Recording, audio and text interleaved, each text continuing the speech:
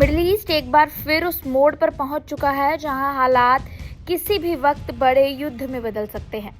अप्रैल में हुआ सीजफायर अब पूरी तरह से टूट चुका है और ईरान इजराइल के बीच तनाव तेजी से खुली जंग का रूप ले रहा है। मिसाइलों की बरसात, एयर स्ट्राइक्स, समुद्र हमले और कूटनीतिक आरोपों के बीच पूरा क्षेत्र हाई अलर्ट पर है। सबसे बड़ी चिंता ये है कि ये संघर्ष अब सिर्फ दो देशों तक सीमित नहीं रहा है, बल्कि इसमें अमेरिका, खाड़ी देश और वैश्विक तेल बाजार तक प्रभावित हो रहा है। हम आपको बताने जा रहे हैं पिछले 24 घंटे में हुई 4 सबसे बड़ी अपडेट्स। सबसे पहले तो ईरान इजराइल में फिर से खुला युद्ध शुरू हो चुका है। मिसाइल और एयर स्ट्राइक्स अब भी जारी हैं। रविवार रात ईरान ने इजराइल पर एक साथ बैलिस्टिक मिसाइलों की बड़ी खेप दाग दी।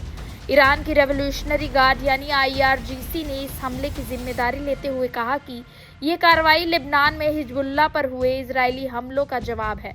ईरान का दावा है कि इजराइल लगातार उनके सहयोगी समूहों को निशाना बना रहा है और इसी के जवाब में ये सटीक सैन्य कार्रवाई की गई है। हमले के तुरंत बाद इजराइल ने भी जवाबी कार्रवाई शुरू कर दी। इजरायली एयरफोर्स ने ईरान के पश्चिमी और मध्य हिस्सों में कई सैन्य ठिकानों पर एयर स्ट्राइक की। तेहरान, तबरीज और इस्फहान जैसे बड़े शहरों में जोरदार धमाकों की आवाजें तक सुनी गई। स्थानीय मीडिया रिपोर्ट्स के अनुसार कई इलाकों में इमरजेंसी सर्विसेज को एक्टिव कर दिया गया है। ईरान ने आरोप लगाया है कि इजराइल के एयर लॉन्च बैलिस्टिक मिसाइलों और सटीक गाइडेड हथियारों का इस्तेमाल किया है। वहीं इजराइल का दावा है कि उसने ईरान के एयर डिफेंस सिस्टम और रडार नेटवर्क को गंभीर नुकसान पहुंचाया है, जिससे ईरान की हवाई सुरक्षा कमजोर हुई है। इस तरह दोनों देशों के बीच तनाव अब एक बार फिर सीधे सैन्य टकराव में बदल चुके हैं। अगली अपडेट की बात करें तो एयर स्पेस बंद किए जा चुके हैं। मिडिल ईस्ट में उड़ानें भी प्रभावित हुई हैं। बढ़ते तनाव के बीच कई देशों ने अपने एयर स्पेस को बंद या सीमित कर दिया है, जिससे पूरा क्षेत्र हवाई संकट में आ गया है। ईरान ने अपने पश्चिमी हिस्से का एयरबेस अगली सूचना तक बंद कर दिया है। इससे अंतर्राष्ट्रीय उड़ानों पर बड़ा असर पड़ा है। इसके अलावा इराक ने 72 घंटे के लिए एयर स्पेस को बंद किया है। सीरिया ने भी 12 घंटे के लिए हवाई क्षेत्र बंद कर दिया है। इन फैसलों के बाद कई इंटरनेशनल एयरलाइंस को अपना रूट बदलना पड़ा है और कुछ फ्लाइट्स को इमरजेंसी डाइवर्ट भी किया गया है। विशेषज्ञों के मुताबिक अगर ये तनाव लंबे समय तक चलता है तो मिडिल ईस्ट का एयर ट्रैफिक सिस्टम पूरी तरह से प्रभावित हो सकता है। अगली अपडेट की बात करें तो हॉर्मुज़ स्ट्रेट में जहाज पर भी हमला किया गया है, जहां 24 भारतीय नाविक फंसे होने की भी आशंका है। इस पूरे संकट के बीच सबसे बड़ी और चिंताजनक खबर हॉर्मुज़ स्ट्रेट से सामने आई है।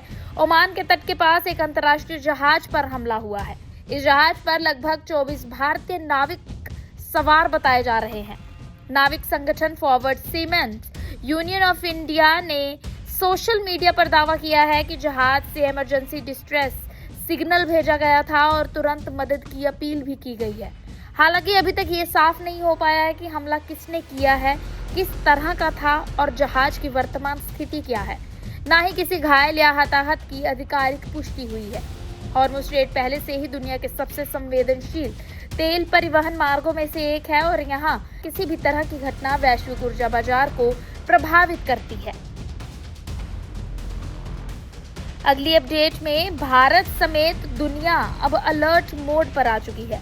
तनाव बढ़ने के बाद भारत ने अपने नागरिकों के लिए तत्काल एडवाइजरी जारी कर दी है। तेहरान स्थित भारतीय दूतावास ने स्पष्ट कहा है कि भारतीय नागरिक ईरान की यात्रा ना करें। जो लोग पहले से ही यहाँ मौजूद हैं वे जल्द से जल्द सुरक्षित तरीके से देश छोड़ने की कोशिश करें।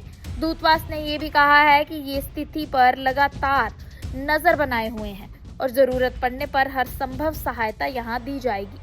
उधर ईरान और अमेरिका के बीच चल रही बातचीत भी प्रभावित होती अब दिखाई दे रही है।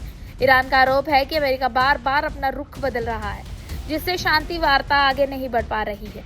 इस बीच वैश्विक स्तर पर कच्चे तेल की कीमतों में भी तेज उछाल देखा गया है। ब्रेंट क्रूड और WTI दोनों में बढ़ोतरी दर्ज की गई है, जिसने आने वाले समय में महंगाई और ऊर्जा संकट की आशंका को भी बढ़ा दिया है। ईरान और इजराइल के बीच ये संघर्ष अब एक साधारण सैन्य टकराव नहीं रहा है, बल्कि ये एक बड़े क्षेत्रीय संकट में बदल चुका है, जहां एक तरफ मिसाइल और एयर स्ट्राइक जारी है, वहीं दूसरी तरफ समुद्री मार्गों पर हमले और एयर स्पेस बंद होने से वैश्विक व्यापार भी प्रभावित हो रहा है। अगर ये तनाव और भी आगे बढ़ता है तो इसका असर सिर्फ मिडिल ईस्ट ही नहीं बल्कि पूरी दुनिया की अर्थव्यवस्था और सुरक्षा पर पड़ेगा। आने वाले घंटों में और भी स्थिति गंभीर होगी या फिर कोई बड़ा अंतर्राष्ट्रीय हस्तक्षेप इस टकराव को रोक सकता है, ये तो अगले 72 घंटे ही बता पाएंगे।